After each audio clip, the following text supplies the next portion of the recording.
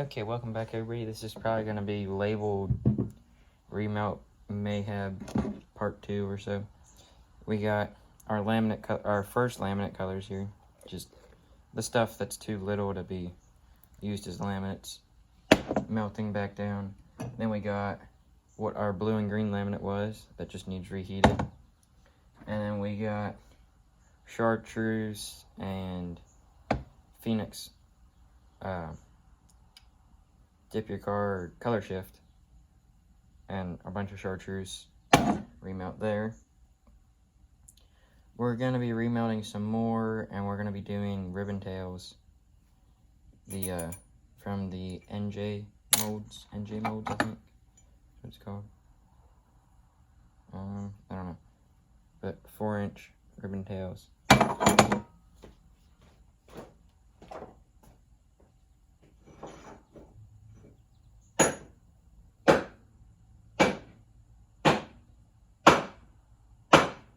But what we're actually doing with the ribbon tails is, see those little holes there? That'll give more, if you've seen the whip wad mold, it's basically going to act like that and give it more motion to stay in motion. I took inspiration from the Epic Bait Molds whip wad.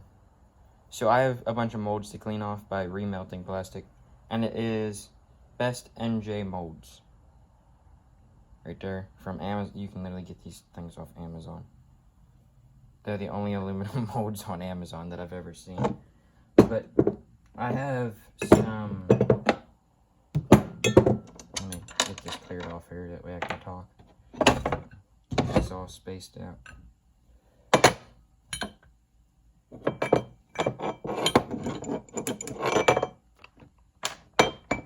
That one needs the hole drilled. I gotta go do that. But I have this. It's just a bunch of scraps, like these little stringies and stuff like that. That's been melted down into there. And I have another one like that. Somehow they always seem to be solid color. Like this one is one of them, and it's like a brownish pink, and then that one's like a gold brown. I don't know how in the world they're like that, but they are. And these are like the easiest things to do. All you do is remelt it and then pour it over it, and it gets everything stuck to it, and you just peel it off like a big sheet. So yeah, that's what we're going to be working on. It's probably going to be a lot of time lapse to save time, because I'm going to be here for like 5 hours doing this. And also because I don't want to be recording for a while, because I can't play my music without my phone. And when you're recording, obviously you can't play music, so yeah.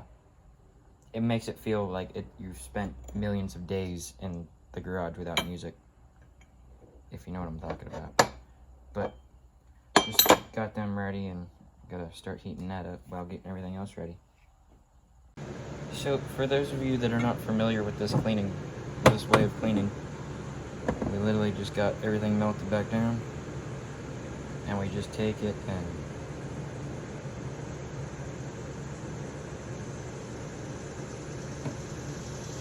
cover the whole mold.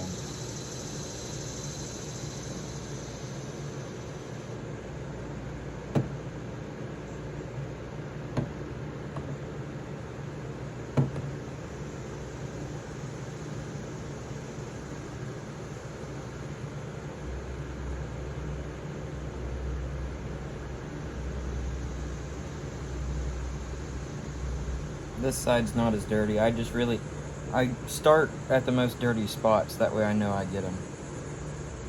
But this side wasn't as dirty. I think the reason I was having problems yesterday with doing the laminates and stuff, I think there was just stuff getting into the vents, not letting it seal correct and all that. But I ended up just quitting because I spent so long down here and stuff wasn't going right, so I just revisited another day, which was today.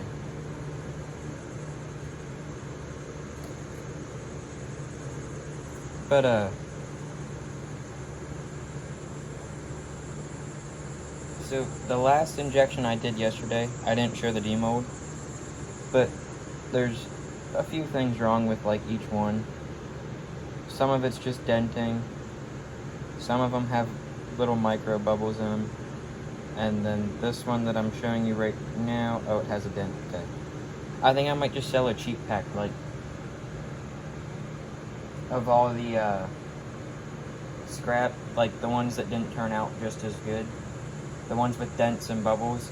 I might just throw, I don't know, 8, 10 of them, how many ever are scrap, and sell that as the same price because of the quality of them.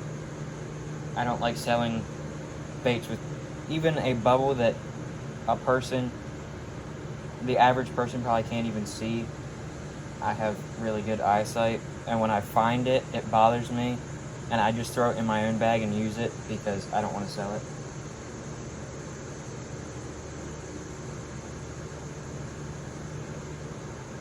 It bothers me. Then you just pull this thing off like a band-aid. Rip it off. Oh. And try not to touch the spots that may still be hot. Which I've done before. It does not feel good.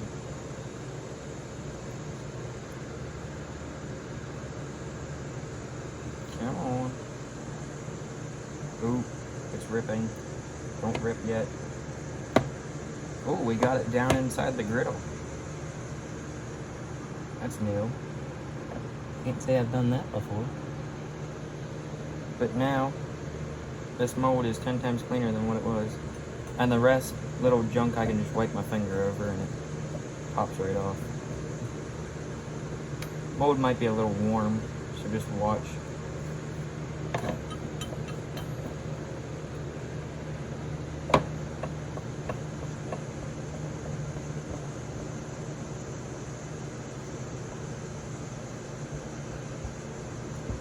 Okay. Stickworm's clean. Oh yeah, if you ever sell these, you can't sell them under stickworm. Stick bait, or worm, or something like that. But stickworm is trademarked, from my understanding. So.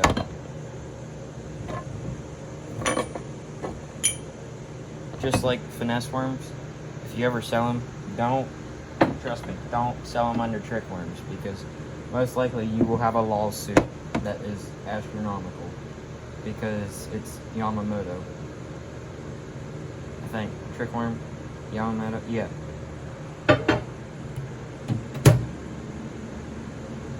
And Cinco is trademarked too, so don't sell it under that. Or you can be like Guggen and come up with some random name. I think they call them logs. You can come up with, I don't know, snakes. You could even call them snakes. Stems, stalks, rods, ribbed rods, whatever in the world you want to call them. You gotta watch with some of the names. They're trademarked and all that. Find somebody that's really smart at business if you don't know how to research that, and they can probably tell you. I don't know how to research that myself. You probably just type it into the internet, but I'm not good at that, so best to find somebody that knows how to do that. Alright, so we did have a little issue here when doing this side. The Dremel got away from me, so to fix it, I just made each ball have like a little, it's like 2 balls, which kind of matches the other side even better that I did that. So they have a little messy, but I don't think the fish are going to look at it with a magnifying glass and then decide to eat it. They have about 2 seconds to decide to eat it, and then they decide to eat it. But I'll meet you back when molds are clean and we start doing something. I don't know what we're going to start with, but we're going to start doing something. Okay, starting this, first thing I want to say is thank you guys for watching, especially the triple laminates video. I did not expect that to reach 435 views, I believe, is what it is right now. I just looked at it before saying this. We had a long break. Neighbor's dog got out, came over here. Jax was in the garage again with me today. I look out at one point, and there's 2 dogs in the yard, and I was shocked, and I didn't grab the neighbor's dog because I was shocked so much. But then we ended up, he ended up coming here trying to get him, and I ended up helping him, walking around the entire neighborhood. But hey, he didn't make it to the main road / highway right out, I don't know, probably 3-4 houses back. Would have been bad for that dog. But so what we're gonna do is we're gonna do triple laments. We got, okay, let me just give you a close-up. We got the Chartreuse Phoenix remelt. We got the Emerald Green Phthalo Blue remelt. And we got the Yukon and Emerald City remelt. So we're going to start off by doing the stickworms. So we can't pour them as high. Just choose a half and go. The vein color is going to be the blue. That's what I'm choosing.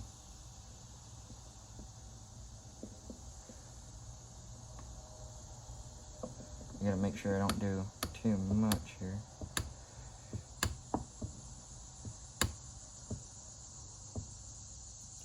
Try and pour them evenly too.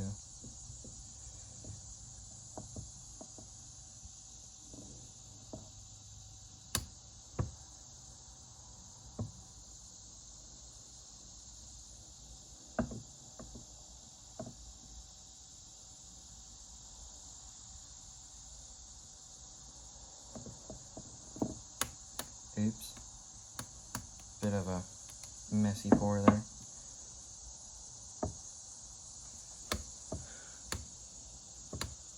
Yep, still a pretty good size vein there. This is gonna be super long.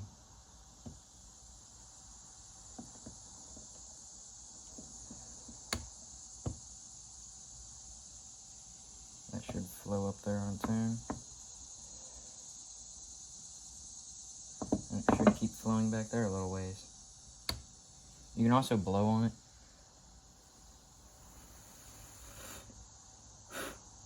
Try and get it to go. That works better with swim baits. So, try and get the old thing going here.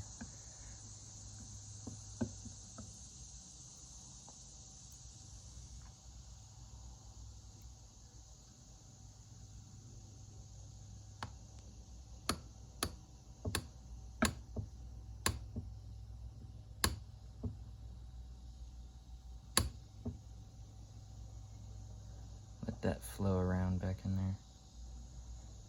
Let it flow around in the head.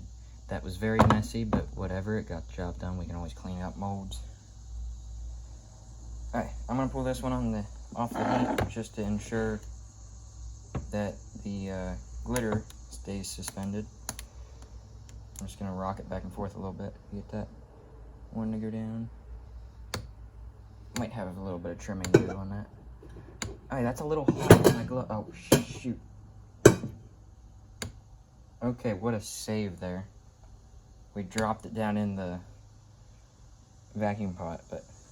Alright, so the rest of it's just gonna be time lapse. We don't got all day. When you're pouring a triple laminate, you gotta watch to make sure you don't do it too high. One way to tell if you're doing it too high is... So it kind of like dips in the middle when you pour in an injection mold. If the highest points are touching the edge of the cavity, that's way too high. You want about, like if you put your finger up against it but put your fingernail in the mold, you want about that distance. So like your skin is on the mold but your nail is in it, in the cavity, holding it down. Because that will ensure that the vents have enough room for the air to still go through them and enough room for the plastic to flow through. And heat especially helps in this moment. I have the griddle at 250. I turn it the whole way to 300. When it hits 300, I turn it back to 250. It ensures the plastic flows nice and even and everything else. But when you pour, you gotta watch and make sure you don't let it on there too long, or turn off the griddle if you're just doing half of a mold. When you start pouring, it will keep the flakes suspended. If you heat it up enough, the flake will actually settle to the bottom or the side in this case, and all the flake will be at one area. Okay, so we got everything poured. The worms, more worms, and then that is the Phoenix Chartreuse Remelt. Then we got the Yukon and Emerald. And there's plenty of room in those cavities. It doesn't really come through on camera because it's such a small area, but a small area is plenty of room. As long as it doesn't go over the vent area, it's perfect. I think on these ones, I'm gonna cut the ends and make it a tip, like a blue tip on it. You know. Y'all know. And if you don't know, you know now. Duh, you're watching a fishing channel, I hope you know. You better know. If you don't know, unsubscribe. Or if you don't know, actually subscribe, that way you learn something. And if you do know, subscribe even faster. So if you do know, subscribe and hit the bell and the like button. If you don't know, subscribe and hit the like button. That simple. See, just bang. When we make 500, I'm doing a mold giveaway. Yep. And when we hit 1,000, I'm doing a mold and a pigment giveaway. Usually people, when they do 500 and 1,000, it's usually like a $25 gift card and $1,000, or geez, so Pete's, $100 gift card. But we're doing a mold. That way we get there faster. So if you want a mold, you better tell all your friends. You better get 500 friends and tell them all.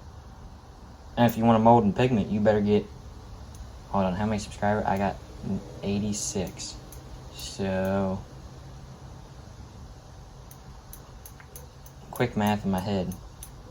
You need to just get 900 friends. We'll make it that simple. And just tell them all. Because I'm sure if all of you do that, that'd be great. Because when we hit 10,000, I'm definitely doing something bigger. Not humongous, because, jeez. I'm not growing money on trees. I mean, money grows in trees, but I don't have the process to do that. Alright, so blue color's been ready. I think these molds are set up enough. Yep. Okay, there's sprue number 1. Just lay that down on there because we'll have to use that. But I want to keep that one nice in case I remelt the coffee. Then we got sprue number 2. I gotta keep, that one doesn't need to be nice. That can just lay in the dirtiest spot. That's what's been being used. Okay, then we got number 3.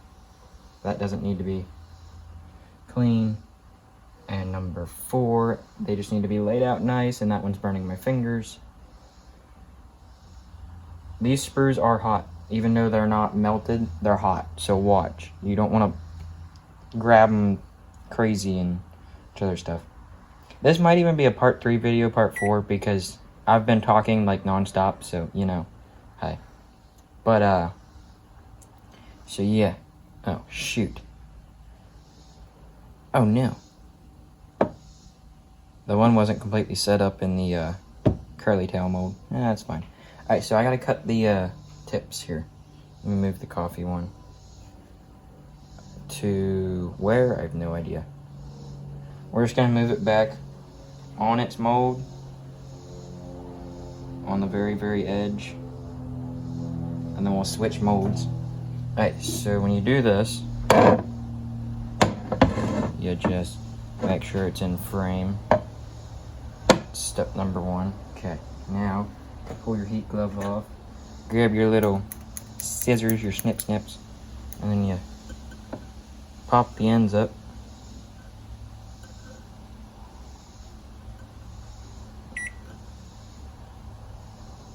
Pop them up and cut them wherever your heart desires. It's easier on the vent because you can go one vent back and match it up, but nobody's looking that good, are they? Looking at them that close, I mean. It looks pretty good. I've just been folding it up till it matches the other ones and cutting them. It kind of makes it on an angle, but that'll just make it look more even. As long as you cut it not even, it'll look more even, if that makes sense. That's a pretty big tip on them, but whatever. I don't care. I want them that way. Y'all better like them that way, because I'm going to try and sell them, but who cares? I like them that way. If you don't buy them, well, that's your own fault. I'm going to go catch my own fish on 'em. Been pretty harsh here with the comments. Jeez. Alright, so let's put this one back up. That one needs cleaned off, too, because we got a little... Actually, we're going to go put this in the freezer. One moment. When putting molds in the freezer, you got to watch, because if you do the same mold and put 1/2 in, even about, I don't know, I'd say 1.5 minutes longer than the other one, the molds will shrink at different times, and when you go to fit them together, they could possibly even be just 1 thou off, so 1/1000th of an inch, which you can't see, but when you inject it, that plastic will flow through the vents and possibly even flow out the mold. So you gotta definitely watch and make sure you tighten up your molds and make sure they fit together right. And even just take your thermal heat thing, or thermometer temperature gauge, and aim it at the worm, the plastic. And if one reads 60 and one reads 70 degrees, just set them out and let them both reach the same temperature, because then you have a higher chance of your molds fitting together perfectly. Well, it's guaranteed that your molds will fit together perfectly. Just gotta watch with that, because especially if one says 100 and one says 80, it's not gonna fit together right. But yeah, just always be careful when you're doing stuff like that, because if you've ever had a blowout in your mold where the plastic blows out the bottom or the side, it is terrible, and you can't save anything because of all the air pockets and all that. It's just terrible. It's almost depressing when you see that happen, but you always get to redo it. Remelt. If y'all enjoy these remelt videos, please comment below and let me know. Like it if you like it, just to let me know without commenting.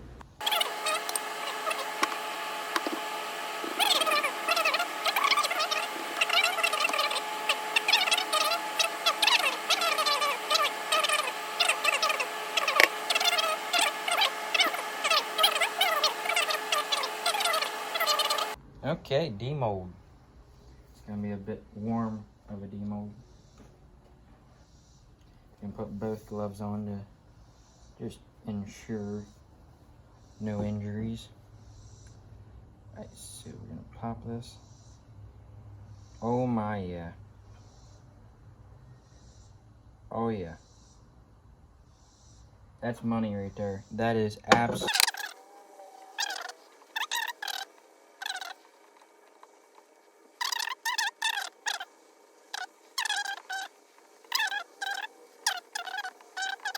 Jumping up the other one.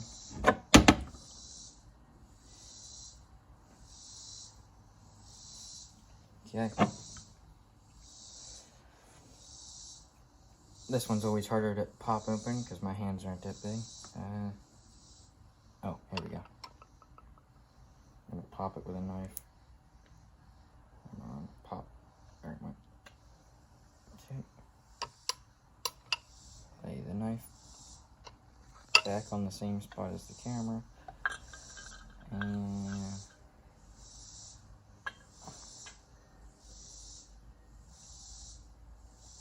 there only appears to be one worm with an air pocket, which is good. Oh my goodness. Let's just ruin them all, right?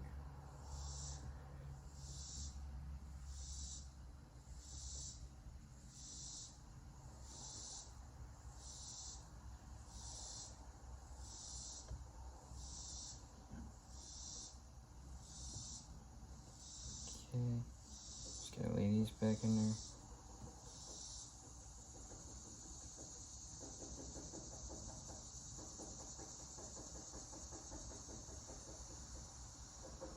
I feel what seems to be 2 air pockets out of 5 worms. Which, like I said, with that super glue thing, we can fix that. But they all look amazing. Just looks awesome.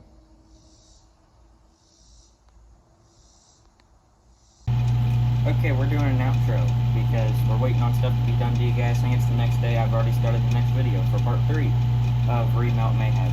hopefully you've been enjoying these remelt videos. It's something new, but I mean, I have so much remelt, I gotta get rid of some of this stuff. And if you guys would like, comment below and say if you would prefer me to sell, like,